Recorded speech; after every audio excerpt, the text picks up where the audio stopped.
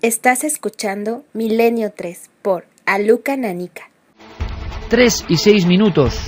Aquí estamos. Milenio 3. 11ª temporada. Y con ganas de estar con todos vosotros. La red es tan fuerte hoy en día que recibimos una cantidad inmensa de mensajes, por ejemplo, de América Latina, de personas que viven en otros países y que escuchan a través del podcast o a través de cadenaser.com este programa, que se lo bajan a través, por ejemplo, de ikerjimenez.com. Milenio 3 como el programa en castellano más descargado del mundo. Es una realidad. Habrá novedades. La propia dirección de la cadena SER se implica, quiere potenciar toda una serie de novedades en torno a este programa y su vida digital. Lo veremos, lo contaremos, lo viviremos. Una de nuestras apuestas, una avanzadilla, es este Milenio Red. La actualidad de lo que pasa al otro lado de Internet, aquí en la SER. Nuestro embajador, ciberembajador, Diego Marañón. Hola de nuevo, compañero. ¿Qué tal? Aquí seguimos. Bueno, con un tema que, en fin, yo creo que ha generado una polémica. Y antes de que por lo menos den opiniones mis compañeros, ¿qué opinión has recogido tú, que tienes un control casi, vamos, al milímetro de lo que se cuece y se deja de cocer en la red? ¿Qué piensa la gente de estas otras, y pongo comillas por favor, yo no las he visto, no he estado nunca en esa casa, otras caras de Belmez en Belmez?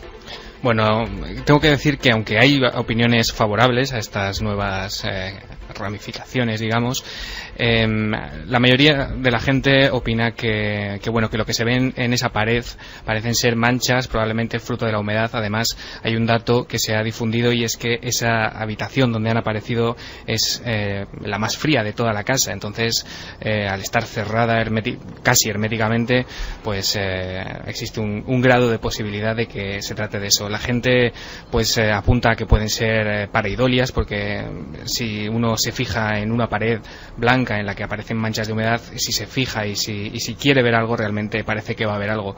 La gente además recuerda que en esa casa pues se han hecho realities de televisión, se han hecho una serie de cosas que no concuerdan muy bien, ¿no? Pero ¿qué quiere decir, Diego, que se han hecho realities? No te comprendo ahora mismo. Sí, que se ha permitido la entrada a cadenas, a programas comerciales para rodar allí reportajes que nada tienen que ver con una investigación seria. Ya. Y bueno, y al relacionar eso con esto nuevo que ha aparecido, digamos que las posturas son muy críticas dentro de los propios seguidores de estos temas. O sea que no ha habido una buena acogida. Tú que has pulsado en los foros, en diferentes lugares, no ha habido una acogida que quizá muchos esperaban. Yo lanzo aquí la pregunta porque la sección de Diego, que a veces vendrá con temas súper polémicos, yo creo que casi siempre, y por otro lado a veces vendrá más comprimida, genera primero vuestras cuestiones. Desde luego, Carmen, tenemos que saber, lanzábamos la pregunta, ¿qué opinan las personas? Que a veces se confunde el término caras de Belmez con esta otra casa en Belmez. Casa, ojo, que tiene un elemento. Yo quiero, no voy a decir ser abogado del diablo, pero quiero decir que hay dos cosas que a mí me interesan. Primero, es verdad que es la casa donde nació, vivió María Gómez Cámara, personaje curioso. Y segundo, que los que llevan esta investigación, o las personas que están ahí implicadas, han hecho algo que es muy interesante, que es que vaya una notario y hacer un precintado. Repitieron lo que se hizo en la primera casa. Sí, pero no es fácil. No lo había hecho nadie desde 1973. He de decir que junto a Lorenzo Fernández yo he entrevistado al notario Antonio Palacios Luque, cuya acta notarial y precintado sigue siendo algo, yo creo que muy interesante. No es tan fácil de hacer, yo creo. Ahora, sí, bueno, una polémica tremenda. Bueno, es tan fácil como pagar al notario. Exactamente, porque no dice absolutamente nada más. Pues no solo será pagar al notario, Javier, cuando habrá que hacer una serie de cosas para poner pero eso cuidado, el notario, en un hermetismo. La notaria, en este caso, lo único que ha certificado es que ella cerró la casa en el mes de febrero, la ha vuelto a abrir en el mes de agosto, y que en ese tiempo nadie la ha abierto, y que han aparecido manchas de humedad diferentes. Bueno, eso es bastante normal, incluso en el garaje de mi casa. Es sí, decir, pero que no habla de nada más. Exacto. No se moja ni dice nada más, porque la entrevista que hicisteis vosotros decía que aparecían nuevas caras. En este caso, ella en ningún momento ha hablado de caras. Yo aquí diría que estamos hablando, para aclarar los términos, de nuevas caras entre comillas, en una nueva casa. Es decir, estamos hablando de una cosa que no tiene nada que ver con el fenómeno original, y además la experiencia que en fin, que se ha recogido en estos múltiples años de investigación paranormal nos demuestra que los fenómenos paranormales no migran de sitio, es decir, que están en un punto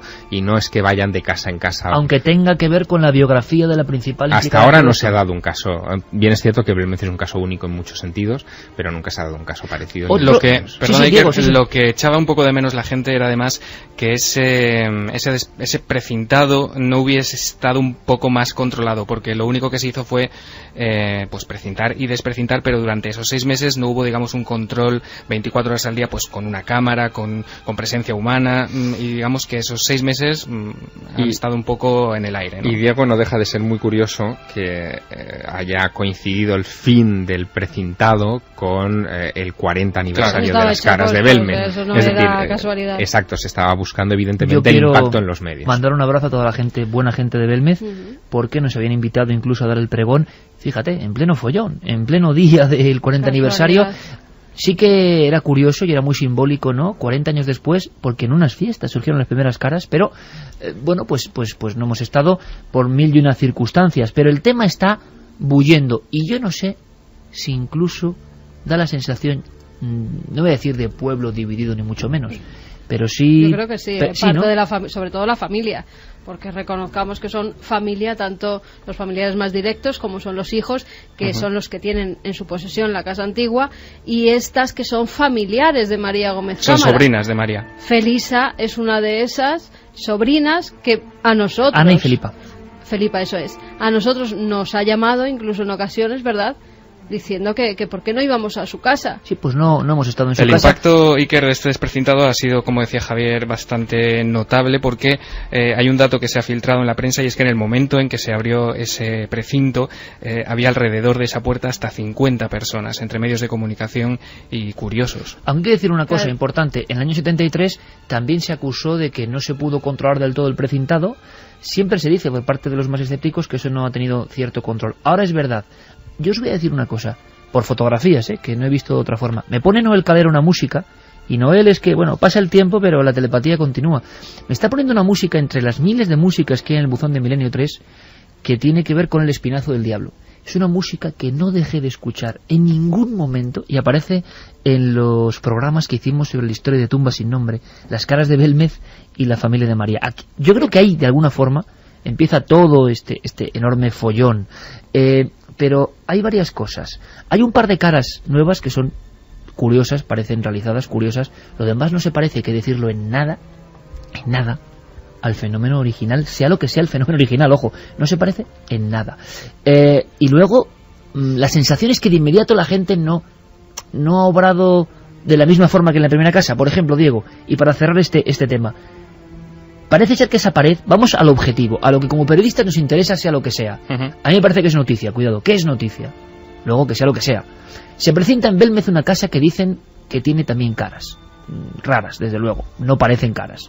Pero bueno, incluso hay diferentes tipos de caras dentro de esa propia casa, o sea, como de diferentes épocas, algunos dirán que manos. Pero antes de precintar esa habitación, se pica la pared. ¿Por qué se pica la pared si había caras ahí? Es un proceso que yo no sé en internet qué se ha dicho, pero también no deja de ser curioso, ¿no? Bueno, pero se está imitando lo que ocurrió hace 40 años en la casa original de las caras, es decir... Ah, cierto, que se picó también. Claro, se pica el cemento. Se picó por miedo, Javier. Sí, pero es una imitación, es decir, 40 años después se siguen los mismos pasos, se imitan los mismos procedimientos y se hace coincidir con el aniversario para buscar un eco mediático. Yo lo veo clarísimo en ese sentido. Yo creo que aquí no hay sentido... Con otra cosa de trasfondo, que es ese museo que se va a hacer en Belmez, para los que hay destinados más de 100 millones de las antiguas pesetas. Con lo cual, aquí creo que todo el mundo quiere sacar tajo, que hay algo por detrás y que están buscando una notoriedad que yo no sé porque no las he visto, ni he querido ir a verlas. Una notoriedad que no sé si tiene algo que ver con ese museo que se va a hacer. Pues 850.000 euros procedentes en su mayor parte de una subvención europea. Pues me parece muy curioso el tema, y que va, como los Butaya, ¿no?, de la India, era Carmen, va a tener que seguir siendo investigado por Milenio. Y aquí, en la red y fuera de la red, seguiremos muy atentos. La noticia era esa, precintado en la otra casa de las caras. Para algunos no tiene nada que ver con las caras, para otros sí.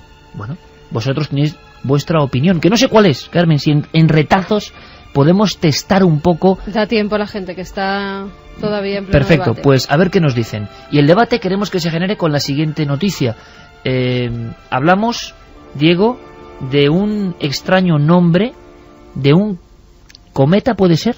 Sí, un cometa Elenin o Elenin, que fue detectado por primera vez el pasado 10 de diciembre por un observador ruso desde un observatorio en Nuevo México y que ha traído una cola impresionante, nunca mejor dicho, este verano, porque, en fin, no han dejado de aparecer especulaciones en Internet dotando a Elenin de poderes catastróficos, de modificación de mareas, de influencia sobre los terremotos, que afectaba a las placas tectónicas de la Tierra. Evidentemente, una serie de rumores que, bueno, se han visto un poco interrumpidos el pasado 29 de agosto por unas imágenes que tomó un aficionado australiano, Michael Matiacho, cuya web, por cierto, voy a enlazar en nada en el Facebook del programa, porque es muy interesante ver las imágenes que publica día a día y donde se puede apreciar el proceso de lo que parece la desintegración del núcleo del cometa. Esto es muy interesante, Diego, muy interesante, porque tanto Diego Marañón como Guillermo León van a dar recomendaciones, van a dar webs, van a dar informaciones y links que vamos a vincular a ikerjimenez.com o al Facebook de La Nave del Misterio. Ya sabéis, en Twitter o en Facebook, La Nave del Misterio, ese es nuestro único sello oficial. Todos los que se hagan pasar por nosotros no tienen nada que ver. Ahí está, a nivel de este programa, nuestro, vamos a decirlo, hueco en el ciberespacio. Y vosotros después, a posteriori, durante la semana, podréis ir navegando.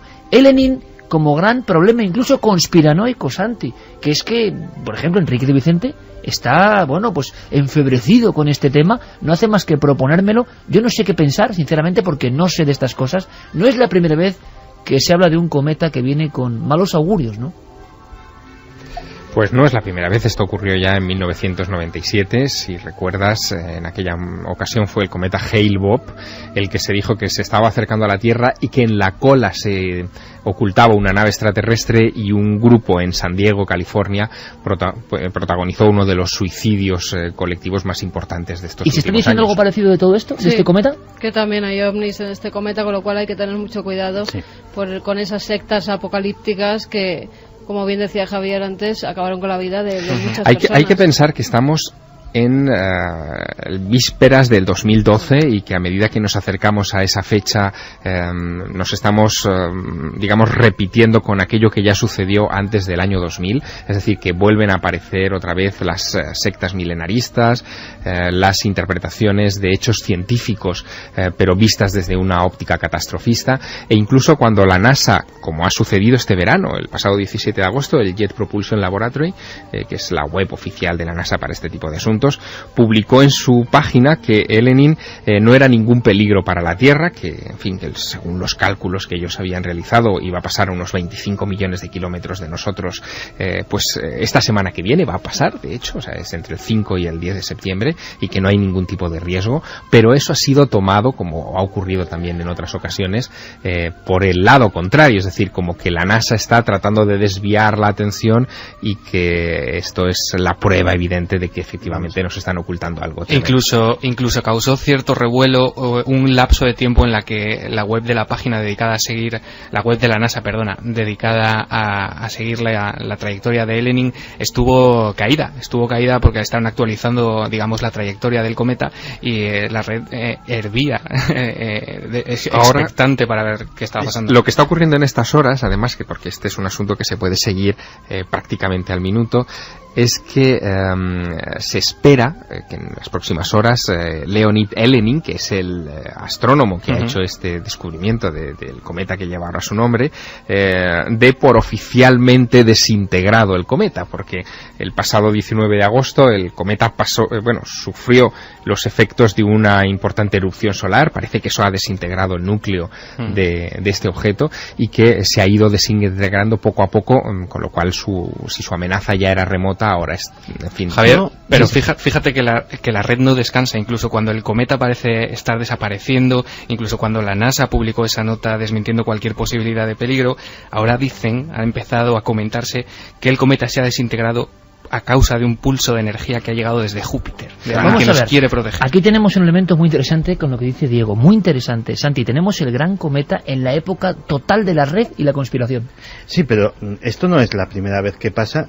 En 1974 surgió una teoría que dio lugar a un libro que vendió muchísimo, que se llamaba El efecto Júpiter, que vaticinaba toda clase de desastres, incluidos terremotos a gran escala, un diluvio universal, etcétera, etcétera, en base a una conjunción planetaria que iba a tener lugar el 10 de marzo de 1982. Lo curioso es que además aquel libro estaba respaldado por científicos un tanto teóricos, pero por lo menos académicos. Claro, ahora viendo y de verdad yo a Enrique le quiero y le respeto muchísimo, pero viendo que hay mucha gente, no solo Enrique, que diversas catástrofes que han ido ocurriendo a lo largo de los últimos meses las han ido achacando a conjunciones de Elenin con el Sol, con Júpiter, con tal o cual posición. Caramba, si en la conjunción del 10 de marzo del 82, que estaba implicado Júpiter, que estaba implicado Saturno, cuerpos muy masivos y que se suponía que ese tirón gravitatorio podía afectar de alguna forma a la Tierra, no sucedió absolutamente nada. Elenin, desintegrado no, es un cuerpo de 4 kilómetros de diámetro, que comparado con Júpiter es una medida microscópica. O sea, la influencia que pueda tener sobre cualquier manifestación en nuestro propio planeta de hace meses es en el menor de los casos remota. Claro, pero estamos ahí ante un cuerpo que se está haciendo grande a través de Internet, a través de lo que dicen, y seguramente será uno de los términos del misterio que habría que hacer un sondeo.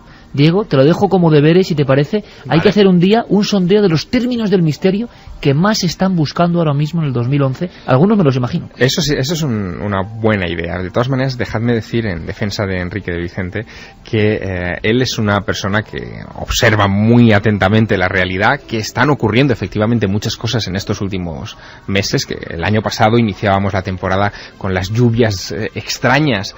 Menudo principio de año. Exactamente, en diversas partes del mundo, y que siguen ocurriendo desde entonces muchas cosas extraordinarias y que no han encontrado explicación. Y Enrique sabe muy bien que en este universo extraño en el que habitamos todo está relacionado. Lo pequeño, bueno, pues y lo mira, grande. ¿estará relacionado esto? Vamos a escuchar, es un documento que nos trae Diego Marañón de su pesca semanal por la red. Es un sonido que llega de Kiev. Sigamos, escucháis, ¿no? Sigamos por el mundo. Sonido, prácticamente mismas fechas, Miami. Hey everyone, I'm Angela Sun. Welcome to the Yahoo Sports Minute. The old saying goes, you see something new every time you go to the ballpark. In the case of Monday night at Tropicana Field, fans heard something new, and it was a little scary. Serían, compañeros, como una especie de alarmas muy similares, una especie de ulular, de alarido. Son solo dos, hay otros dos. Diego, esto de los sonidos en diferentes partes del mundo ya comenzó a final de verano, ¿os acordáis? Con un sonido, creo que en el Reino Unido. Sí, en Butland. Y no sé qué pasó con ese sonido, o sea, como siempre todo se olvida. ¿Se sabe algo de aquel sonido? ¿Y qué son estos sonidos por los que ya preguntaba nuestro público hace una media hora? Se sabe que el sonido es real, que el sonido existe, se ha podido comprobar, pero realmente el origen sigue sin explicarse. Hay varias teorías. La verdad que este tipo de fenómenos relacionados con sonidos metálicos que recuerdan a trompetas, ¿no? A una cosa un poco extraña que viene del cielo, pero realmente no hay un origen definido.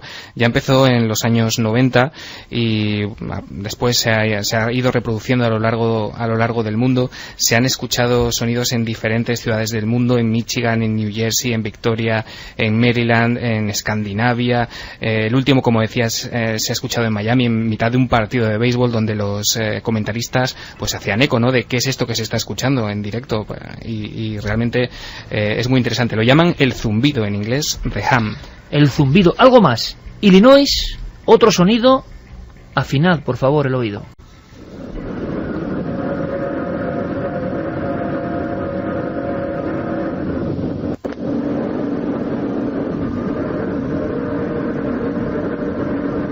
Y si os parece, terminamos, pues fijaos, en Bielorrusia. Es decir, ¿la red se ha llenado de este tipo de sonidos extraños?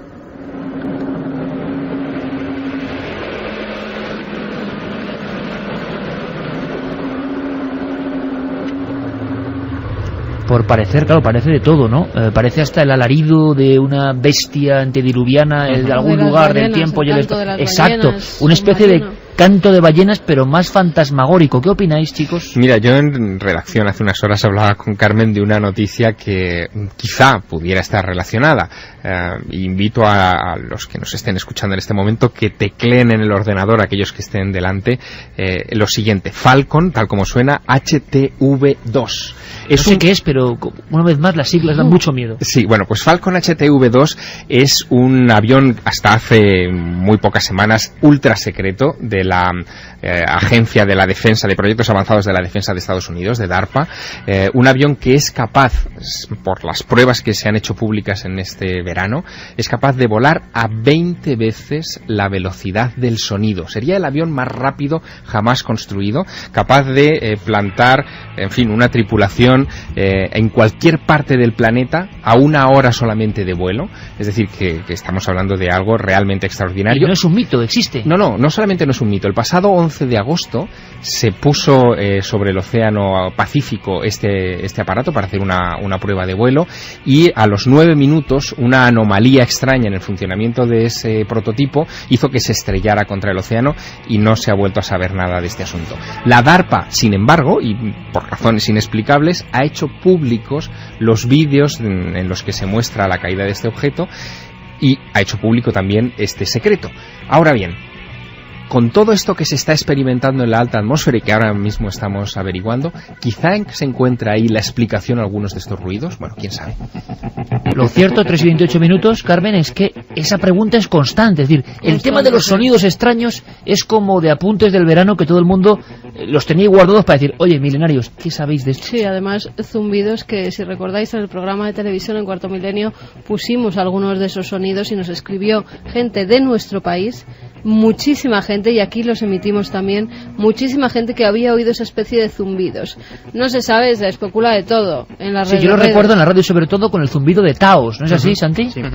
Y de hecho, de todas formas, estos que se oyen en sitios multitudinarios, como pueden ser estadios, etcétera, etcétera, tienen poco que ver con aquellos, porque recordemos que zumbidos como el de Taos o como el de Inglaterra de hace unos meses tenían una particularidad muy curiosa, que había gente que era incapaz de escucharlos, mientras que otra los percibía perfectamente. Esto, desde luego, son en una frecuencia completamente audible para todo el mundo. Claro, porque muchos aseguraban una cosa que da bastante temor también, que esos sonidos que poníamos en la radio eran constantes y lo escuchaban dentro de su cabeza.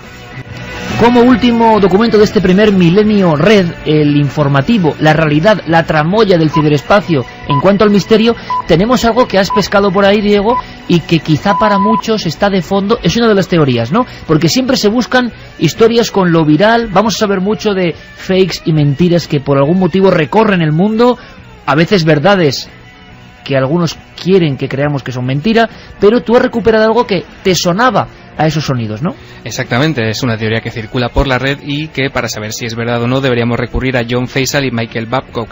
¿Quiénes son? Pues los responsables de sonido de la película La Guerra de los Mundos, en la versión de Steven Spielberg. Ellos utilizaron o crearon, para hacer el sonido de los trípodes que emergían del asfalto, un efecto de sonido que mucha gente identifica y que han llegado a comparar con esto que se escucha, sobre todo con los sonidos de Kiev, porque realmente esos vídeos son muy extraños, no se corresponde, digamos, la tranquilidad de la gente que se ve en el vídeo con lo que se está escuchando. Es como si hubiese un trabajo quizá de postproducción, y lo que han sugerido es que quizá sea un efecto de sonido muy parecido a este que vamos a escuchar y que rescatamos de esa película, de La Guerra de los Mundos. La Guerra de los Mundos.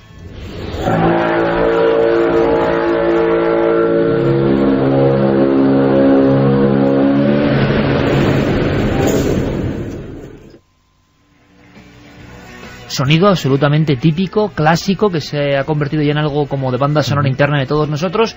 Y yo no sé si nuestro compañero Noel puede recuperarnos el sonido, decía Diego, de Kiev, el que más se le parece, el sonido del misterio en estas últimas semanas a nivel del ciberespacio.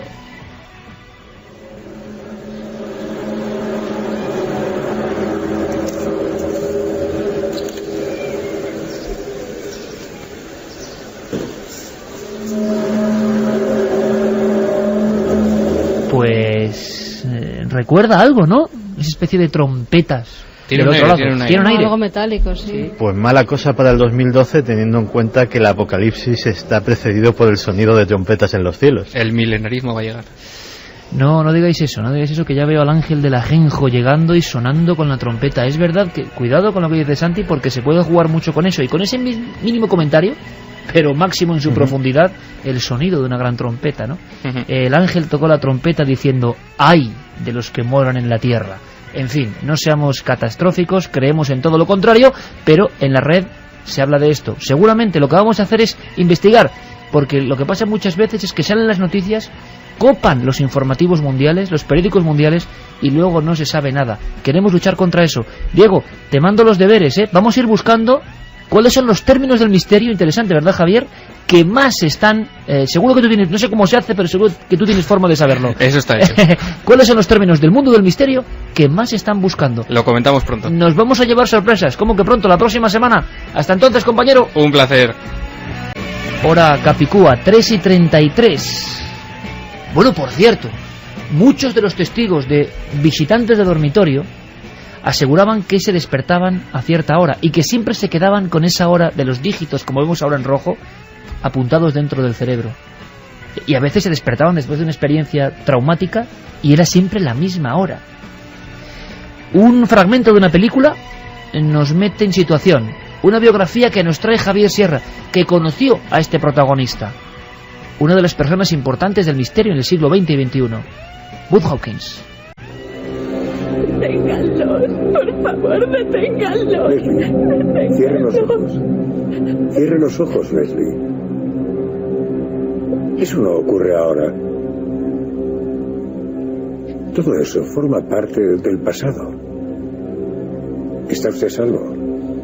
Está usted aquí en mi despacho. No pueden hacerle nada, ¿comprende? Sí. Bien. Porque cuando cuente 3, quiero que los mire y podrá ver sus caras mucho más claramente. No quiero mirarlos. No, Leslie. Leslie, recuerda, usted no está allí. Vamos, ¿lista? Sí. Está bien. 1, 2, 3. ¿Puede describirlos, Leslie? ¿Puede decirme qué aspecto tienen? No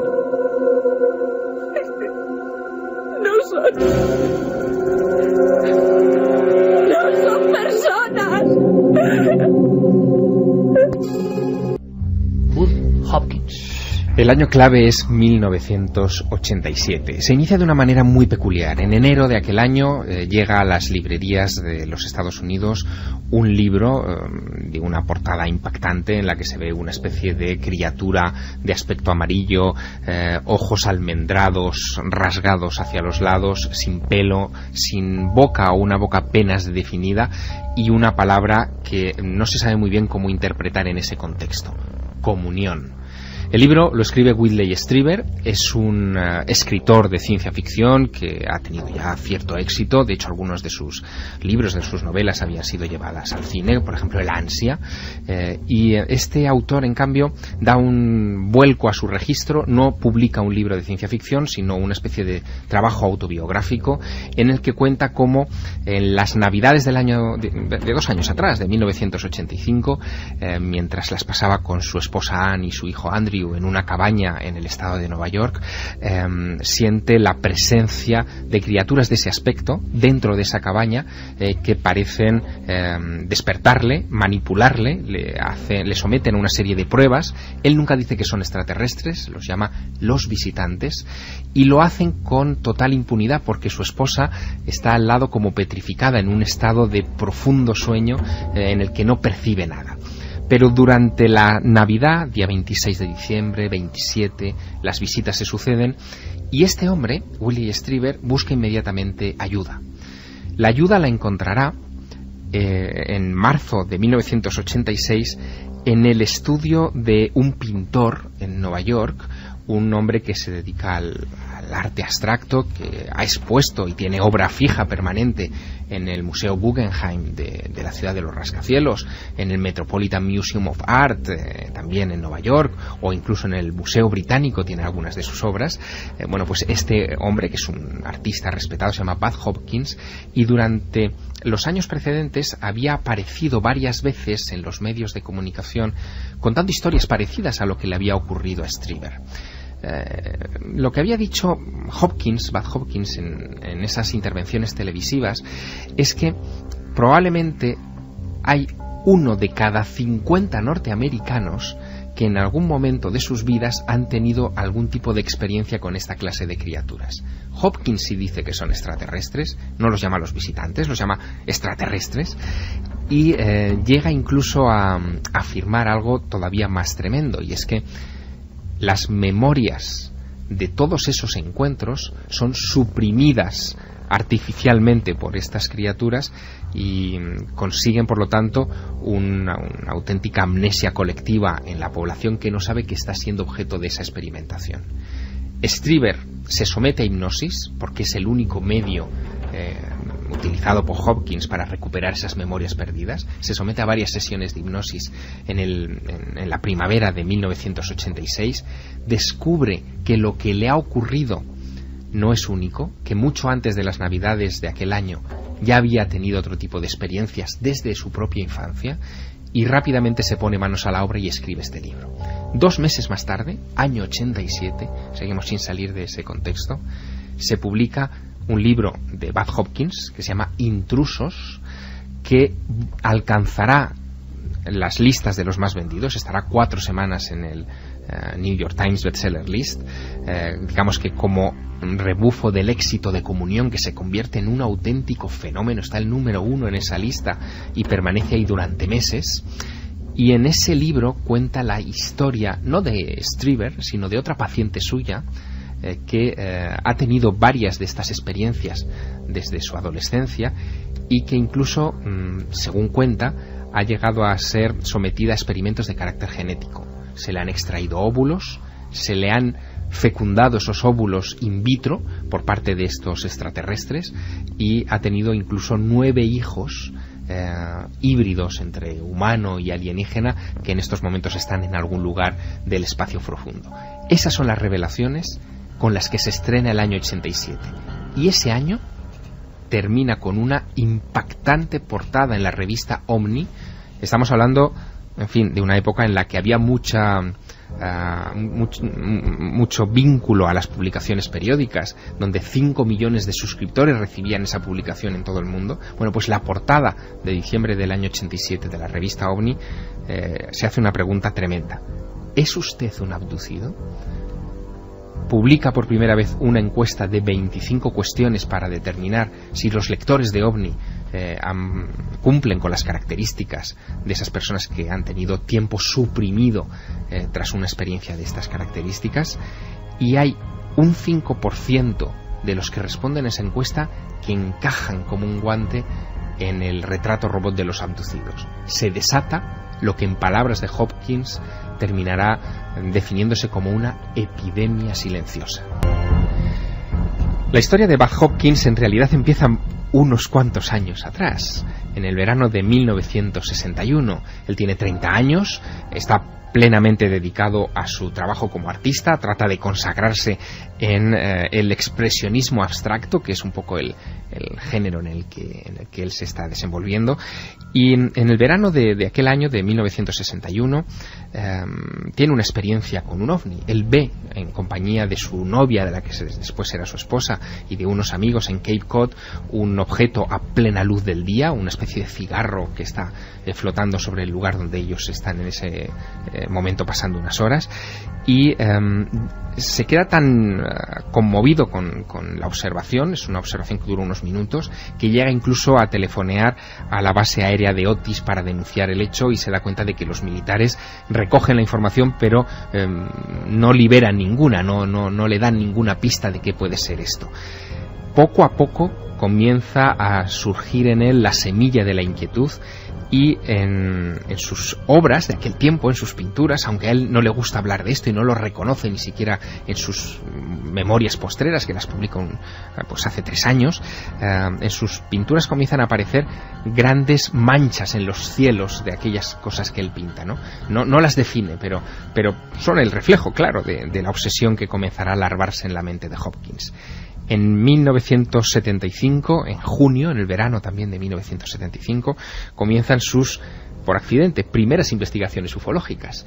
Se da cuenta de que también una persona que está muy cercana a su entorno familiar ha tenido una visión de estas características. Es la niñera de su hija, que entonces tiene 3 años, y que le cuenta algo muy raro. Dice que tuvieron un encuentro, ella y un grupo de amigos, con un ovni durante una excursión al campo, que en un momento dado vieron una luz entre los árboles en una zona montañosa, y que en grupo se acercaron a esa luz, pero que lo siguiente que recuerda es que esa luz ya no está, y sí tienen la vívida sensación de haber sido sobrepasados en medio del bosque. Es un recuerdo absurdo, por 2 hileras de motoristas que llevan una luz en sus cascos y que les deslumbran.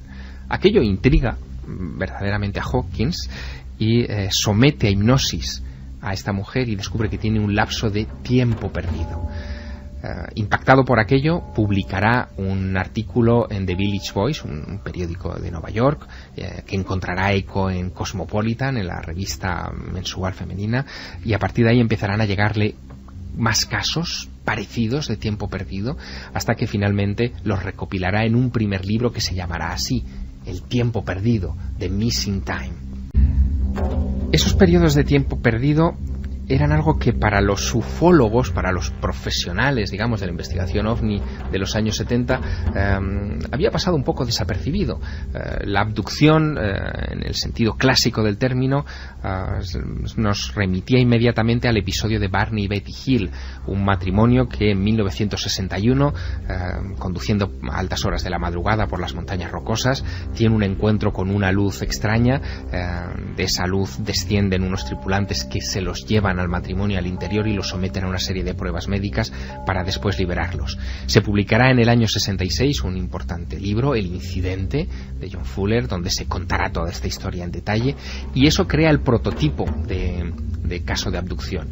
Nadie piensa que las abducciones puedan producirse en el interior de un domicilio. Sin embargo, en esos casos de tiempo perdido que empieza a recopilar Hopkins, aparecen ya varios individuos, casi todos mujeres, que tienen esa clase de experiencias dentro de su casa, experiencias de tiempo perdido, con la consiguiente aparición después, en estado de hipnosis, de las memorias de extrañas criaturas que le someten a todo tipo de pruebas.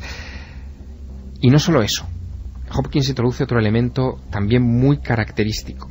Dice que esas operaciones a las que son sometidos los abducidos dejan huella, dejan cicatrices. Él las llama scoop marks. Son como, para que nos hagamos una idea gráfica del asunto, como si introdujéramos una cuchara caliente en un taco de mantequilla y dejáramos una depresión, una especie de cráter, ¿no?, en la mantequilla. Otras veces son cicatrices muy finas, casi imperceptibles, que desde luego las personas que las descubren en su cuerpo no tienen ni idea de cuándo se las han hecho ni cómo se las han hecho. Aparecen por la noche habitualmente, cuando una persona se despierta y bueno, de hecho se convierte casi en un ritual en muchos de esos abducidos el explorarse el cuerpo al día siguiente para ver si tienen alguna de estas marcas.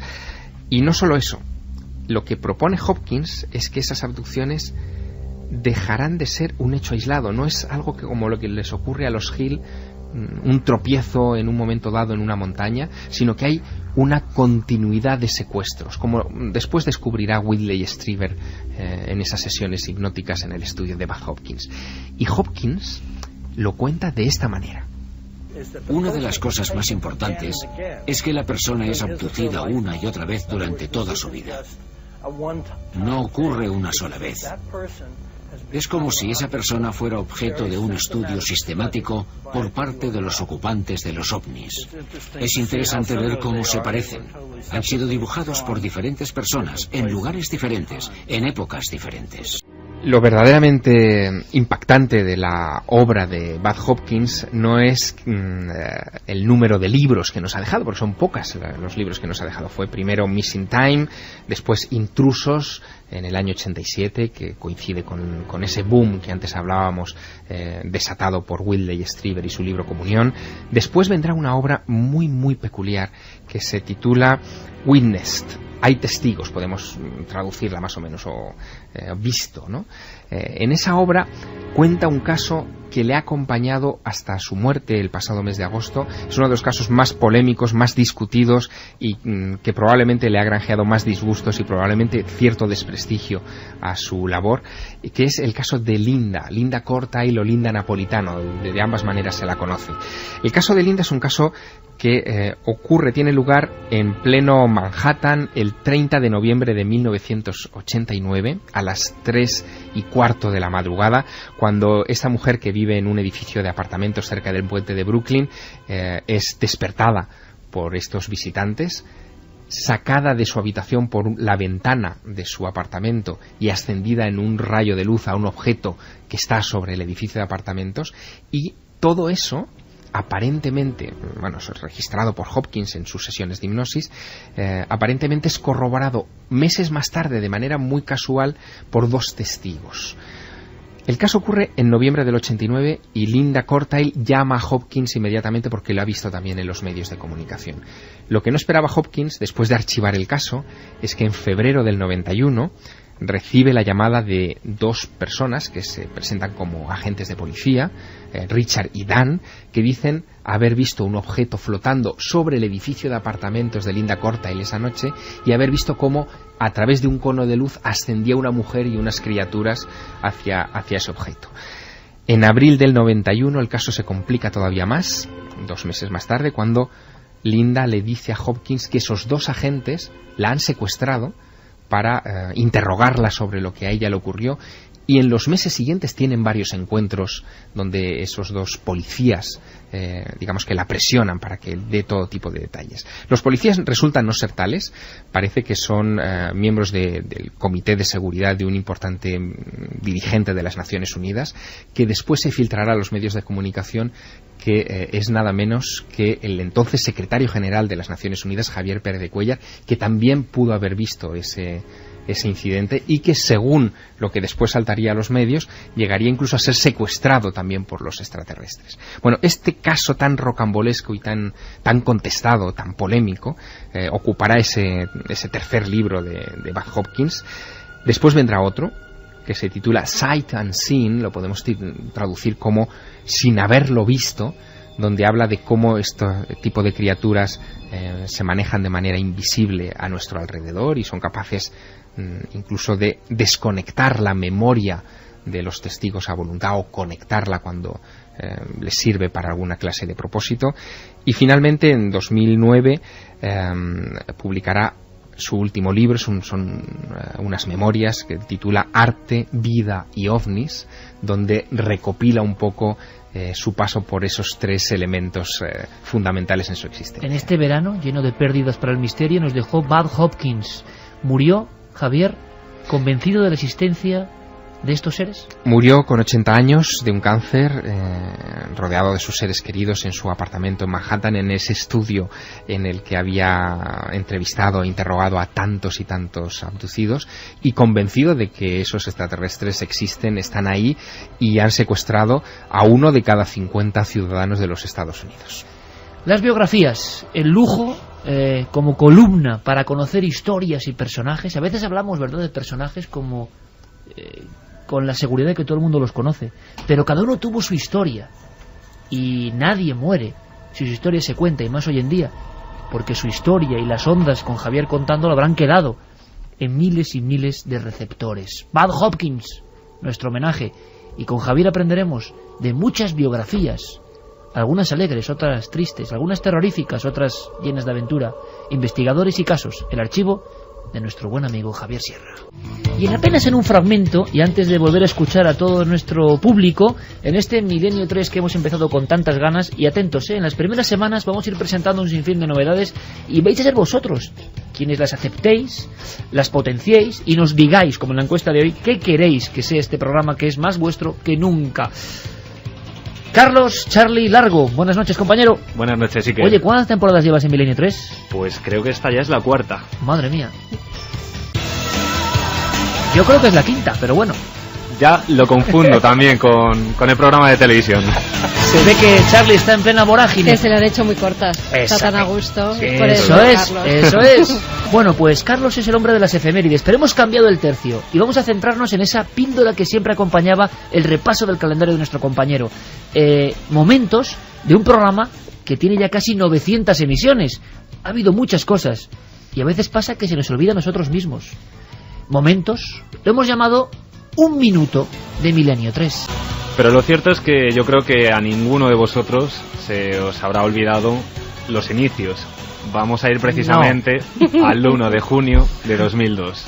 Ese verano que comenzabais con muchos nervios, con mucha ilusión. Hablabas tú, Iker, en tu presentación de un programa que queréis hacer. ¿Por qué me haces esto, Carlos? Porque hay que volver a los ¿Es inicios el inicio en esta del inicio? 10ª temporada. ¿Es no es el inicio del inicio. Bueno, porque eso sería terrible. Ahí empezamos sin Pero nada. sí que es verdad que en ese inicio del que tú hablabas de lo riguroso que querías que fuese este programa, con periodistas, con ¿Dónde hemos documentos. acabado, diciendo eso y luego mira dónde hemos acabado? Y yo creo que más o menos se ha conseguido. Se ha tratado de hacer todo desde la ilusión. Eso siempre. Y desde el trabajo, desde luego. Y desde ese trabajo pues empezabais con un debate que todos los oyentes seguro recordarán, el enigma de los pilotos y los ovnis. Caramba. 1 de junio de 2002. Efectivamente, y ahí, fíjate, contasteis con un invitado de lujo de esta casa, con Iñaki Gabilondo, que a mí me ha puesto los pelos de punta volver a recordar cómo contaba y de qué forma ese viaje, esa experiencia que tuvieron en ese vuelo en los años 70, un grupo de periodistas, entre ellos él, también estaban presentes los Reyes, y bueno, pues se encontraron con un extraño objeto que ninguno de ellos podían imaginar. Me quito el sombrero, Carlos Largo, compañero, vaya píldora de inicio para esta sección. Iñaki Gabilondo, Milenio 3. Y de pronto vimos una cosa, de pronto no, mira por la ventanilla, en la noche cerrada, había una cosa redonda blanca. En un primer momento miramos y pensamos que podía ser un reflejo de una luz interior.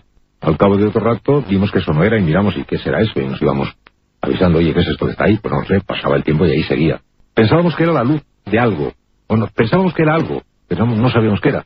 Y a fuerza de mirar, como pasaba el tiempo y ahí seguía, empezamos a tener la percepción de que no era lo que veíamos, aquel redondel blanco, era la luz que emitía un objeto que estaba detrás. Es como si primero ves una cosa redonda y no sabes si es un objeto blanco, hasta que al cabo de un rato notas que es como si fuera el redondo aro de luz de una linterna, por ejemplo. Y como pasaba el tiempo y íbamos mirando, decimos, oye, pues ahí hay una cosa detrás de esa luz, ¿no? Pues parece que sí. El padre de Antonio Herrero, en un blog que estoy viendo, que era un cuaderno cuadriculado, esto es pequeñito, empezó como a dibujar lo que intuía, porque no es fácil mirar un punto de luz que te permite medio intuir, medio que crees, que ves,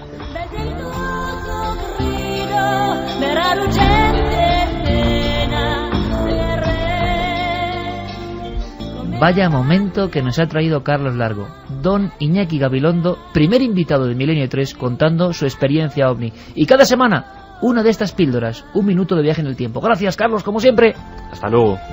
Vamos con los últimos mensajes. Javi desde Burgos, ante todo enhorabuena y mis mejores deseos para la nueva milenaria. Me parece muy extraño que directamente la gente que ha sufrido estas exploraciones, entre comillas, presenten las heridas ya cicatrizadas. Sin duda que el descubrimiento de este sistema sería un gran avance para la medicina actual.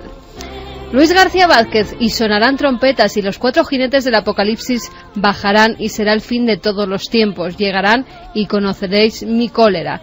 Apocalipsis o algo parecido es lo que pone en las Sagradas Escrituras. Xavier Quero, a mí la historia de Hopkins me recuerda mucho a la trama principal del Doctor Who de esta temporada. Cortés nos dice, el sonido que hacían las máquinas de la Guerra de los Mundos me pone los pelos de punta. Es verdad, David, que asustan, ¿eh? ¿Seguro que era eso que dicen que era o están tapando algo más importante con los sonidos? También se preguntan si esos sonidos pueden ser el lenguaje de Gaia. Se ha hablado de eso, ¿verdad? También se ha hablado. Una de las teorías. ¿La Tierra nos quiere decir algo? Sobre Belmez, Raquel Macías, espero que todo este nuevo intento de caras de Belmez no manche la gran historia que suponen las originales. Cristian Miguel, a mí me parece genial lo del Milenio Red, a ver si podéis echarle un ojo a muchos vídeos de supuestos grises capturados. Ángel nos dice que está viendo las caras, pero que no son caras, que son manchas ramificadas, y sí, algunas que otra pareidolia. Raquel, a mí esto de Belmez me da mala espina. Empieza a ser un cachondeo. Hablando de Belmez, Carmen, una cosa importante. A ver si amigos albañiles, amigos de la construcción, pueden darnos una explicación sobre ese tipo de humedades que supuestamente se han verificado ante notario en la otra, hay que dejarlo claro, en la otra casa, supuestamente, de Las Caras. A ver si es verdad, porque ese albañil decía que nunca había visto algo parecido. A ver si tienen alguna... ¿Con qué se hizo la mezcla del cemento? No se ha dicho, ¿no? Pues también nos lo podía... Seguiremos muy de cerca la historia. Y con esta alegría vamos a regalar esos libros que sorteábamos esta noche. Daniel Canales es uno de los ganadores. Enhorabuena por esta nueva temporada de Milenio 3 y Cuarto Milenio. Aprovechando la pregunta de la encuesta, os pediría una mayor presencia de temática histórica en el programa. Sobre todo porque desde pequeños nos atiborran con verdades, entre comillas, históricas que tal vez merecerían un análisis más detallado y riguroso. Otro de los libros es para Manuel Antonio Moreno. Me he modernizado y pasado a las nuevas tecnologías. Feliz maternidad, muchas gracias. Y a vosotros, a lo que vamos. Los bosques son catalizadores de energías telúricas y acumuladores potenciales de presencias antiguas. Los árboles van de la tierra al cielo. Y el último de los libros es para Lucy Fernández. Gran comienzo de temporada. A ver si tocáis la relación entre los fenómenos del cielo y los acontecimientos sociales que están ocurriendo a nivel mundial. Algo está pasando en nuestro planeta a nivel mundial. Algo está pasando y la SER está para contarlo. Ha sido un placer, un retorno, 11ª o 11ª temporada de Milenio 3. Gracias por vuestro cariño, por estar ahí. Santi, un placer como siempre. Hasta dentro de 7 días. Pues hasta dentro de 7 días. Y nos contarás muchas más aventuras. Gracias por las biografías. Quiero conocer mucho más y además con ese entusiasmo y desde dentro. Gracias, Javier, como siempre. Feliz semana. Hasta pronto.